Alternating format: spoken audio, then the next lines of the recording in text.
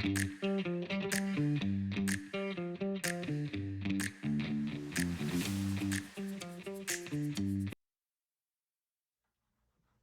everybody, this is Sean McKenzie coming at you with another video. I kind of wanted to talk to my buyers out there or potential buyers out there that are starting to maybe not panic, but get a little bit concerned with the rising interest rates in the housing market. Yes, interest rates are rising. If you haven't been looking, they have been rising over the last several months. And they're predicting that they're going to keep rising over the rest of this year and into next year. So I kind of wanted to make a video. It's going to be a little bit longer, but I just wanted to kind of explain, what has happened in the past, like this slide that you can see here, and what's going to happen in the future with not only interest rates, but if you're thinking of just renting and waiting it out, if that's what you want to do, what's going to be predicted and what's going to happen to those rate increases for your rental over the next year. So we're going to dive in a little bit. I'm going to try and go through this kind of quickly just so it's not a super long video, but I just want to briefly go over this first little part here about interest rates over the last couple of decades and what has happened with home prices. A lot of people tell me, oh, I'm waiting for the housing market to crash. It's going to crash again like it did in 2006, 2007, 2008. I'm just waiting for that to happen.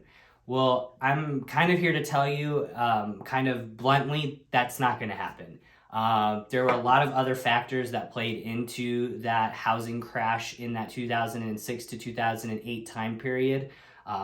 Where pretty much anybody could get a mortgage. Even if you just woke up one day and wanted to buy a home, you could buy 2 or 3 homes.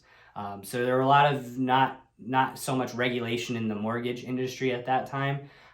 So things are a lot more regulated now, and there's a lot more steps to get a home nowadays, to where that's not going to happen. We still have really high demand, and we still have very low inventory. I know in the Tucson market, as of today, May 12th of 2022, there are less than 1,500 total properties available in Tucson, from a manufactured home to a condo, townhouse, and a single family, just your regular old home.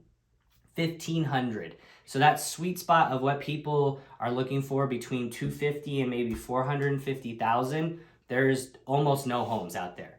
So, and there's still a lot of people looking for homes. I mean, even though interest rates are in that 5 to 5.3% right now, people are still looking and buying homes. People are still buying homes because they know that if they need to sell in a year or two, they're going to have a little bit of appreciation and a little bit of money to walk away with at the end if they need to sell it. Also, they're holding on to it just in case interest rates do go back down.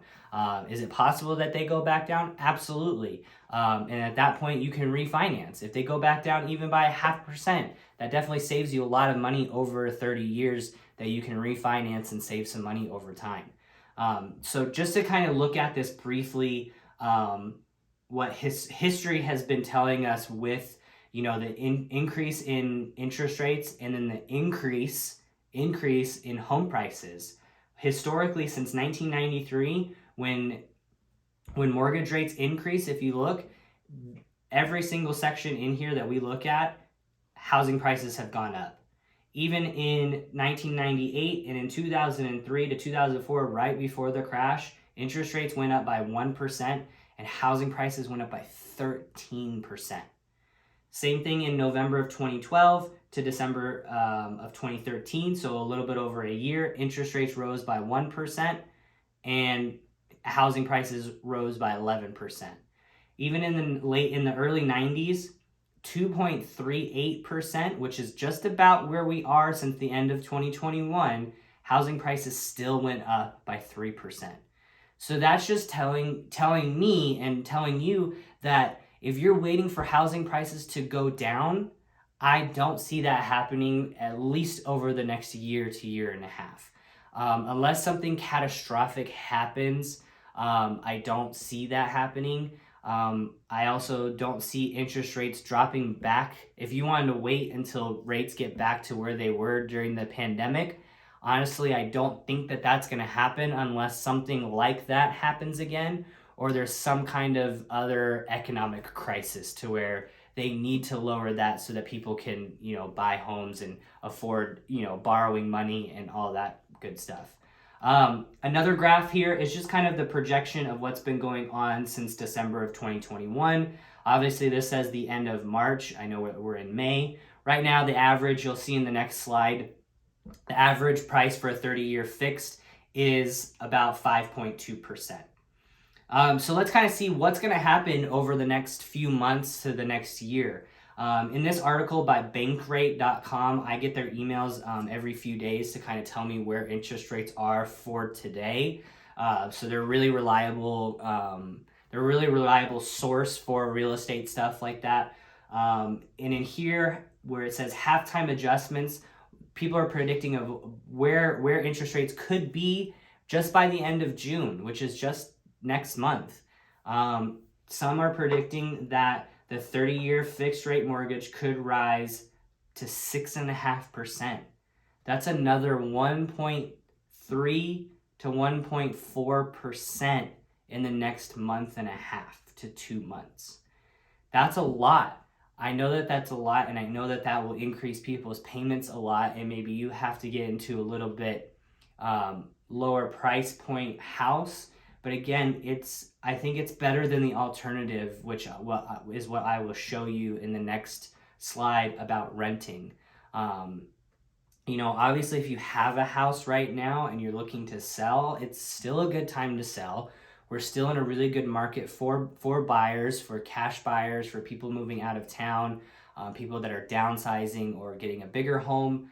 It's still a good time to sell your house and make that money before it goes away. It could go away by the end of the year. That appreciation could slip down, less and less, and your home may be worth less. But I still think people are going to be buying homes for the next several months. I still think demand is outpacing the supply that we have. So that's just kind of a quick overview of what people are predicting that can happen, by the middle of this year. So let's click over to this Fox Business, what they are predicting rental rate growth for 2022. They're expecting that every major city in the U.S. is going to outpace housing pricing for the first time. And if we look down in this section, if you've noticed, if you're renting, you know that your rent has gone up every single year. That's just about what's been happening over the last several years. But this prediction is showing how much more it could go up. In Tucson, they're predicting that rental rates are going to go up by 6.5% this year. That's a lot. Phoenix is 7.6%. It's going to be the highest city in America for rents to go up. So, I mean, that just goes to show you just how much that's going to rise over the next year. You could even get it if your landlord that owns your home that you're renting also decides to sell the property and you can't afford what the pricing is, you only have 30 days to get out. And so I just think that based on what's coming for rental increases and interest rate increases by the end of this year to the middle of this year, I think that right now is the best time to put your money into real estate. It may not even have to be it doesn't have to be your dream home at all. It doesn't have to be your forever home. It just can be something to kind of hang on to, wait out and see what happens with rates and all that, and see, what happens throughout the next year or two. Because if you need to, like I said, you can sell your house if you have a little bit of appreciation, because we've seen over, the last few decades that home prices have gone up with interest rates, that you can still have a little bit of money there if you need to, and if you need to sell your home. So that's just a brief overview of kind of what the market is doing and what the market is predicting to do over the next few months. I think we definitely need to get you out there, get pre-approved, start finding a home, get you under contract, and get you into a home so you can kind of see what happens And then again, if you need to sell your house, you're going to have some appreciation to walk away with a little bit of money afterwards. So thank you so much for watching this video. If you have any questions, my contact information is going to be down in the description of this video. So feel free to reach out. And I'd love to chat with you about your options and what we can do for you. And I look forward to hearing from you soon.